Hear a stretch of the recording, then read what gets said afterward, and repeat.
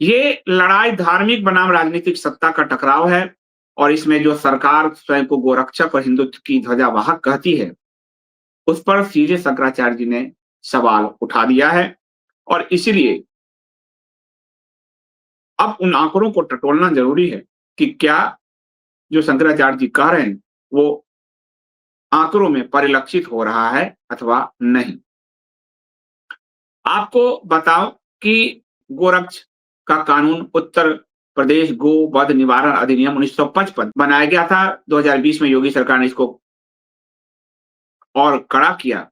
लेकिन बे बेसहारा गोवंश की हत्या लगातार बढ़ रही है और ये सिर्फ़ कागज़ों में ये कानून रह गया है, धरातल पर ये कानून नहीं उतरा है।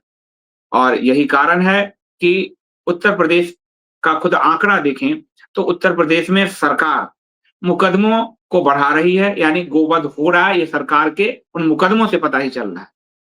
और गोवध जो लोग कर रहे हैं, मुकदमे बढ़ रहे हैं, उन पर एफआईआर हो रही है, यानी ये दर्शा रहा है कि अपराध की व्यापकता है। लेकिन दूसरी तरफ यही सरकार, जो गोरक्षक हैं, उनको पहली बार सज़ा उत्तर प्रदेश में सब मिला है इसी सरकार में। उम्र कैद की सज़ा गोरक्षकों को भी दिलवाई गई है। तो ये डबल गेम का इनका पूरा खेल है और इसलिए इस खेल को समझना बहुत ज़रूरी है।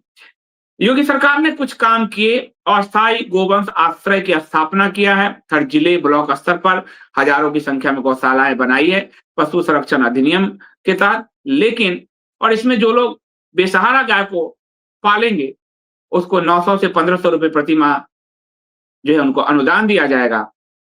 ये बात अच्छी लग रही है, लेकिन अनुदान के ये मॉडल सरकार को सफलता इसमें नहीं मिल रही। कोई भी रखने को तैयार नहीं है। दूसरा कि ये आपको खजाने पर भी बोझ डाल रहा है, इसलिए सरकार ने घोषणा कर दी पर उसको उस तरह से लागू नहीं कर पाई है। इसके अलावा यूपी सरकार ने एक और अच्छा काम किया, सरकार ने शराब और टोल टैक्स पर गो कल्याण उपकर सेस लगा दिया है, तो वहाँ से वो वित्तीय स्रोत जो है, मतलब पैसा उगाने की कोशिश कर रही है।